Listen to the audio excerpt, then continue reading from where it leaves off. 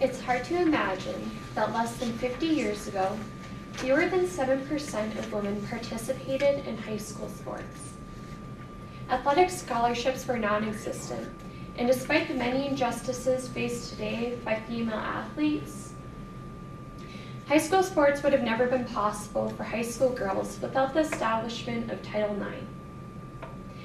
In 1972, Title IX of the Education of Men's was the first federal law that openly prohibited sexual discrimination against women in education and in sports, stating, "No person in the United States, on the basis of sex, shall be excluded from the participation in, be denied the benefits of, or be subjected to discrimination under any education program or activity receiving federal financial assistance." Why has this made such an impact, you may ask? Well, as a woman, I have been able to participate in high school sports.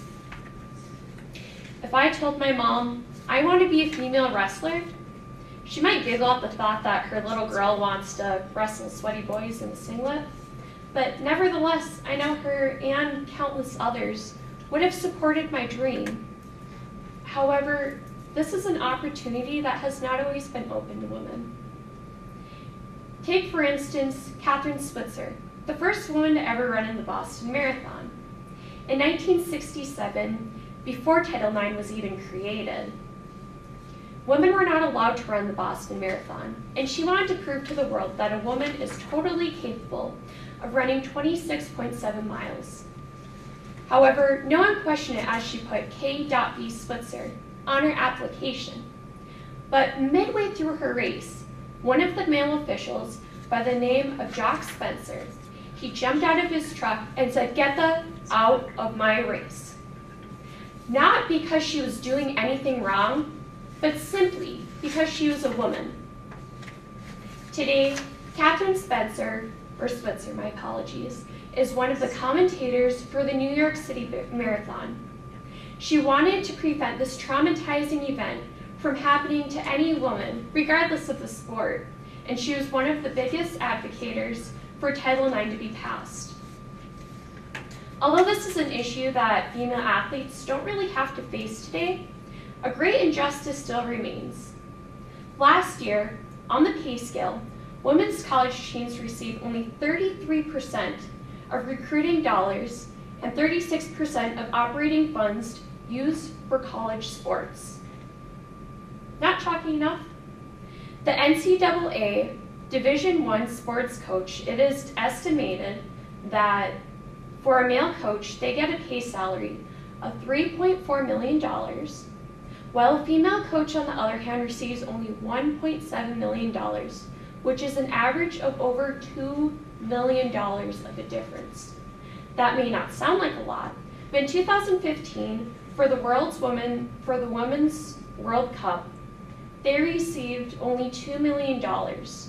Germany's team, on the other hand, after they won the World Cup, they received $35 million for the men's category.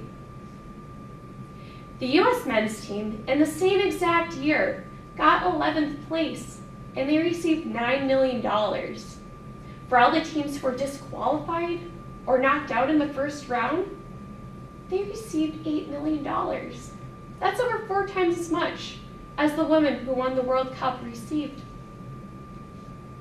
Although Title IX still has quite a long way to go with equal pay, in addition to sexual harassment and other issues, it has increased a woman's self-confidence from my personal experience, and I know many others.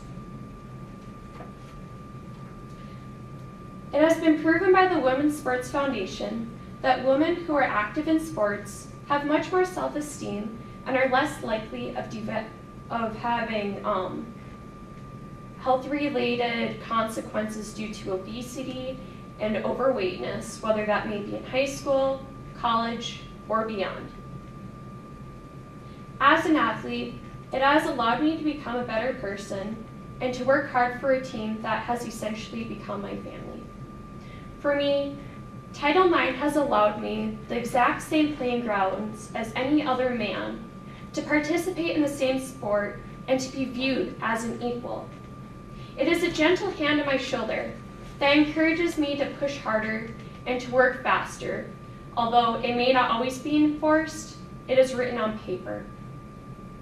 Because I know, with the help of Title IX and in participating in sports, I am worth more than the discrimination as a woman in athletics. Thank you.